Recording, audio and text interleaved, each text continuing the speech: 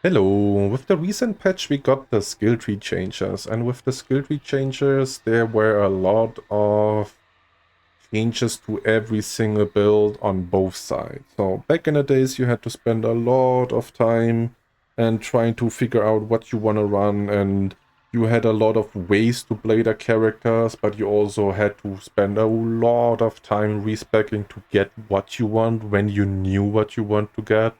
And now that's gone. So everything is fixed now. That will lead to more stale builds, I would say. So I would say now you will see the exact same builds on Connie, for example, for most of your games. Of course, it sometimes is different, but yeah, let's be real, that happened most of your games anyway. But now you don't have to spend hours and hours just sitting there respetting, hoping for good RNG to get what you want. And I think they did a very, very good job on balancing stuff out. In my opinion, they removed the most annoying or most broken things on both sides. So the Hysterical Strength Vile and Scout Baba got removed. It's not possible anymore. But on the other side, also the Grappler Choose Fight Anna got completely removed. Right? So both things which were very strong, nearly no downsides, only good things about it. And yeah, they mix it up. And in my opinion, they did a very amazing job, and I like the changes. And yeah, that's why we are here. And we are going to start with Connie. So Connie is one of the most iconic characters ever. Back in the days, she was feared. She had the most broken ability. And yet, even until today, I would say her ability is one of the most scary ones. If they have a cook padlock with nobody escapes hell and security pins, not even a fast hand skull will get rid of that, so you need a Connie to pop that. Family house, you want to open a door, a padlock, Connie, you need to do that. And yeah, she got tunneled a lot, and she is still getting focused a lot because it is a huge win for the family is you kill Connie before she can pop ability. So yeah, having Connie is very good for your team, and also playing her is very fun. And obviously, she also looks kind of nice, right? So yeah, let's talk about her attribute points. I like to put a lot of points in toughness, so I do not go above 44 toughness anymore. Back in the days, I would always recommend going 44 toughness or higher, because that would allow you to survive on Leatherface overhead combo. But since Scout got changed, even if you put 50 toughness in there, so you max it out, he will still always kill you with an overhead and 2 M1s. So it doesn't matter what you do there, you will die. I still like high toughness, because if you go over dirty, at least that will allow you to survive the overhead and 2 M1 combo. And I think that's very important, because sometimes he gets overhead and a single M1, but you still take the gap, right? So you can always outplay that. And since it doesn't stack anymore with Hysterical Strength Violent, right, this will be for the entire game. So yeah, doesn't matter how ramped up he is unless he plays big swings. But if he plays big swings, you can most of the time easily loop him, because he's just way slower. And obviously higher toughness, more HP, you stand up quicker if you get knocked down, if you drop down the well, if you bleed out, and you take more hits from Sissy, Hitch, Johnny, Inchin, right? So yeah. If you don't want to be a glass cannon, you need a good amount of toughness, and this is the number I really like, I enjoy. You can survive a lot, but obviously, yeah, you cannot tank the entire family. And then we have endurance. Endurance means how much stamina you use while sprinting, and how fast you're gonna regenerate it when you stop it. And dirty is just a nice number. I like it. You have to be a little bit careful with your stamina. The same goes for the family side with low endurance, right? But once you get the hang of it, you will nearly never have problems. So as long as you don't sprint non-stop in the basement and all of a sudden a Johnny appears, well, then you're dead, right? If you just run non-stop, open a basement door and run upstairs, and someone catches you the moment you leave, well, then you're dead. So you have to be a little bit careful that you always have, you don't sprint non-stop, or at least take short walks in between, or have full stamina when you leave the basement, and you will be fine. In case you struggle a lot with it, you can put some points out of toughness and put them in. Like I said, I would not recommend going below 30, so maybe 6 points. out and then in endurance, but yeah. The faster you get used to the stamina, I would say the faster you become a scary and very annoying victim for the family. Then we have strength. Strength is not needed. In my opinion, one of the most useless points. The same with stealth. I would say the only thing that matters is kicking generator. It affects the time you're grappling with a family member, so the more strength you have, the faster it is. And people say, yeah, the higher strength you have, the easier it is to win close encounter. Yes, it affects the close encounters, but having more HP is way more important. So we did some testings and we had a victim on 20% HP with full toughness, of course, so 50 toughness, 50 strength Leland. The Leland was on 20% HP and he lost. And then we took a Connie with 50 toughness and 15 strength, and she was on like 60% HP and the Connie won, right? But if you switch that around, obviously, you lose. So health is more important than strength. So if you have higher toughness, the more hits you can take, so you go below a threshold where you lose. So don't be scared, you can win close encounters even with low amount of strength, as long as you have good amount of HP. But yeah, kicking generator is the only downside, right? You can still do it, but it just takes a while to do. And then we're going to about proficiency. The reason why it is so high is because most of the things you do is proficiency. You want to unlock a basement door? Well, you need proficiency. You want to search a toolbox without making noise? Well, that's proficiency. You want to turn carpentry off? Well, that's proficiency. And even turning the wharf handle on? Well, that's also proficiency. So yeah. If you, of course, want to rush it and you make noise, well, then proficiency doesn't help. But if you leave the basement and you open a door and you need a lockpick, then you need to get that. And the more proficiency you have, the faster you get that without making noise. Same goes for bone shots, yeah. I do think having 42 proficiency is also nice. I do not really like going below that because it feels a little bit annoying. Like 42, 40 worst case. And below that, for me, the game just feels annoying because, yeah, most of your actions just take so long, right?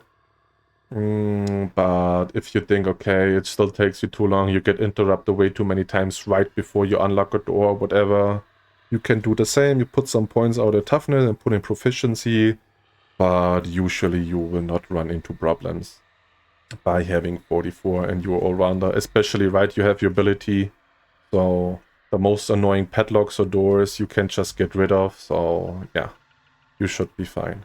And then stealth, in my opinion, one of the most useless one. You can open crossbaser quicker if you just tap E, right? So you don't have to hold E, you tap E and the crossbase is instantaneously open.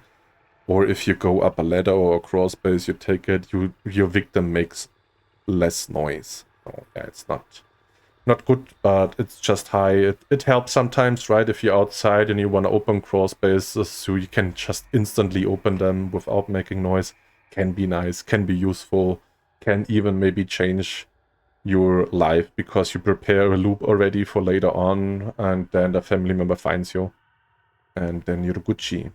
So yeah, this is everything that has to be said about her attribute points. And now we're talking about her skill tree. So her skill tree, I think the best perks you can get is extra trip because of the high toughness. Back in the days you were running jumpstart and extra trip, well, that's not a thing anymore. So you just go for an extra trip on and then see, okay, what are the good perks. And since Connie is the one that opens doors, right, it's just a no-brainer to go fish and locksmith. And this is a very, very good one, right? So yeah, 40% chance to keep your lockpick if you open something. Most games you need to open basement door, then a gate, and then the last exit gate. So 3 doors, you open 2 of them, you have 80% chance to keep it. So you have 1 for the last one. You don't have to stand, you don't have to waste time searching for something, and you are good to go. And then, well, since you were here, you have to just go down where you came from.